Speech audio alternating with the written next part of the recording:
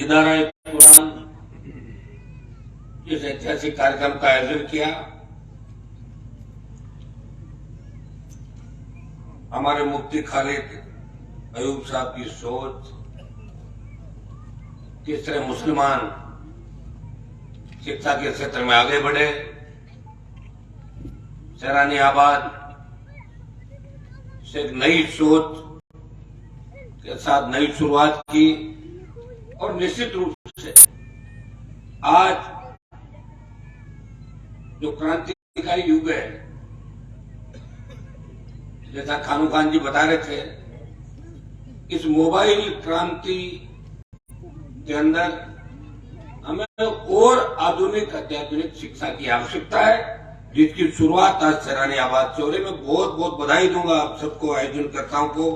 और मुझे आज आपने आमंत्रित किया सैरानी आबाद के अंदर, मैं पहले भी आया था और जब भी आया तो मैं राह चलता आया, आपने मान सम्मान किया। मेरी बात हमेशा कि मैं आपको विश्वास दिलाता हूं कि सैरानी आबाद इस नागौर संसदीय क्षेत्र का हिस्सा है और आपके विकास के अंदर कोई कोर कसर नहीं छोड़ेंगे। जितनी हमारी ताकत है, हैसियत है, उसके अनुसार आपका हमेशा सहयोग रखेंगे विकास के मामले में।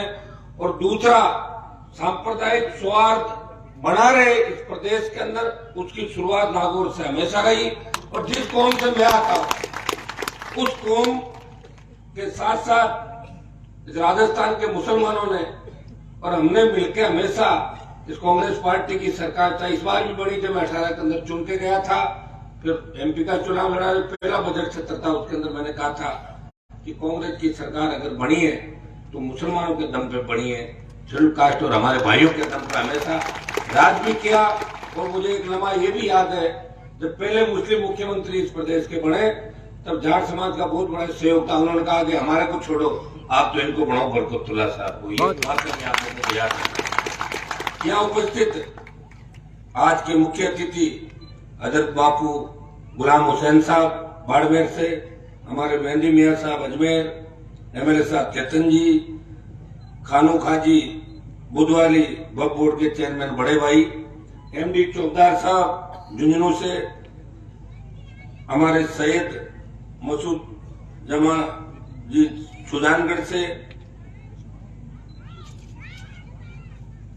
भाई लुकमान जी पूर्व सरपंच साहब, अशरफ हाफिजी साहब जो बता रहे थे, शहर मोहम्मद जी पंचायत समिति सदस्य, साहिल खान, तमाम सरपंचगण, मौजूद मेहमान और सैरानी आबाद से पूरे डीडवाना और राजस्थान से पधारे हुए मौजूद बुजुर्गों, नौजवान साथियों, मेरे भाइयों, इस शुभ अवसर पर मैं आपको बधाई दूंगा, धन्यवाद दूंगा।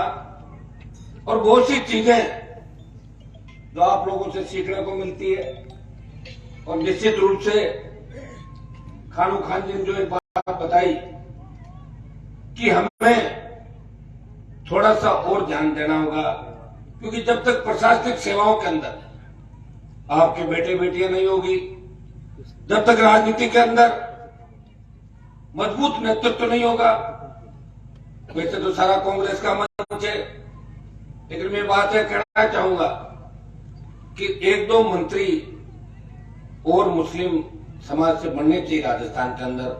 हमेशा बोर्ड के चेयरमैन बनाने से काम नहीं चलेगा। जिनकी वजह से सरकारें बनी, उन लोगों को मजबूती देनी चाहिए सरकार को। और मेरे कहने से हो सकता बना भी देगी, उनको आज भी डर लग रहा है कांग्रेस वालों को मेरा।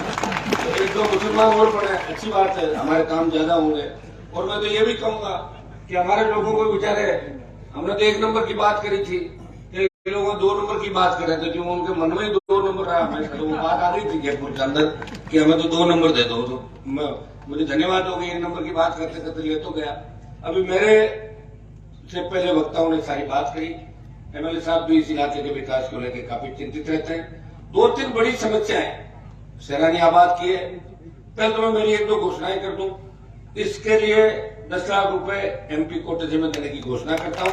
और वो खानू खान साहब, आपने जो मुझे बताया भाई के नाते, हमारा 2 साल का बजट प्रधानमंत्री ने ले लिया हमसे कोरोना के अंदर, आप देखिए। लेकिन फिर भी हमारी हिम्मत देखिए, जहां भी जाते कुछ देके आते हैं, खाली घोषणा ही नहीं करते, मोदी जी की तरह काम भी करके आते हैं। तो मैं 10 लाख रुपए की तो आरटी में निकाल दूंगा, और डीडवाना क्षेत्र में तो एमपी कोटे का जो भी जितना बनता है, डीडवाना से मेरा लगाव रहा हमेशा। पहला चुनाव लड़ा निर्दलीय, जब भी अब भी आपने बड़ा सहयोग मेरा किया, चाहे विधायक कांग्रेस के बने, लेकिन उस समय मुझे बड़ा डीडवाना क्षेत्र साहब सबके सहयोग से चुनाव के अंदर मिली थी। और उसी का परिणाम है कि हनुमान बेनीवाल किसान जवान और आप सबकी आवाज बन के देश के अंदर आप तमाम लोगों की समस्याओं के लिए हमेशा जूझता है। एक बाईपास की बहुत बड़ी समस्या है, मेरे साहब आप बता दें इसके बारे में। ये चूंकि नेशनल हाईवे का पार्ट है और बाईपास बनाने के लिए बड़ा मुआवजा जो खातेदार उनको देना पड़ेगा, इसका हम आपस में बैठ के बात कर लेंगे, आपसे भी कर लेंगे। और ये बाईपास अगर ज्यादा लोगों का इस तरह का विरोध थोड़ा ही इसके अंदर नहीं, पैसे की कमी और क्या है। तो मैं दिल्ली सरकार से इस बाईपास की आपके निर्माण की स्वीकृति जल्दी जारी करा दूंगा, ये मैं विश्वास दिलाता हूं। वैसे तो आपके जो पहले वाले मंत्री थे वो तो पूरे सरकार में ही थे, बाईपास उनको बड़ा धड़ा किया था, लेकिन कोई दिक्कत नहीं, ये मेरे खाते में आ गया सारा काम। और मैं पूरा प्रयास करूंगा, दिल्ली से झगड़ा चल रहा है फिर भी यहाँ आपके बाईपास बनाएंगे। 2-3 बड़ी समस्या इस इलाके की, पूरे जिले की।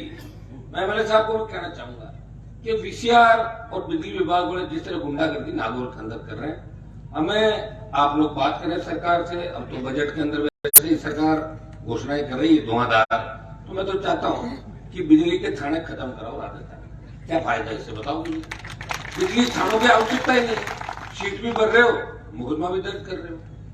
एक आदमी एक गलती करता, एक क्राइम करता, तो उसे एक सजा मिलती है, या तो 2 मिल रही है।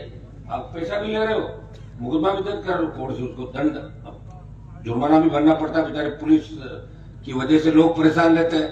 ये मैंने कुचामन के अंदर तो देखा था, आपके कांग्रेस के विधायक आते हैं, वो सीट भरने गए तो कुएं में कूद गया परिवार, यह हालात वो कुचामन करते हैं। तो हमें ये कोशिश करनी चाहिए कि वीसीआर नहीं भरी जाए, और मुफ्त बिजली की बात अगर राजस्थान में कोई करता है तो आरएलपी पार्टी फ्री बिजली टोल मुक्त राजस्थान की बात हमेशा करती है। मैं कहना चाहूंगा, मैं भी प्रयास करूंगा कि वीसीआर जितनी भी भरी लोगों की, उनको आप 5% या 10% में मंगा के और उनका निपटारा कराएं, और दोबारा शेरानी आबाद में बिजली वाले तंग नहीं करें। निर्देश दें अधिकारियों को, मैं भी बात करूंगा, आप निश्चित रहे कि बिजली वाले जिले के अंदर जिस तरह गुंडागर्दी कर रहे हैं वो ठीक नहीं है। किसान परेशान है, हम सब लोग परेशान है। पानी की भी कुछ दिक्कत आपने बताई थी, पानी की घोषणाएं एमएलए साहब ने आपके यहाँ कर दी। मैं आपको विश्वास दिलाता हूं कि शेरानी आबाद के विकास के लिए जहां भी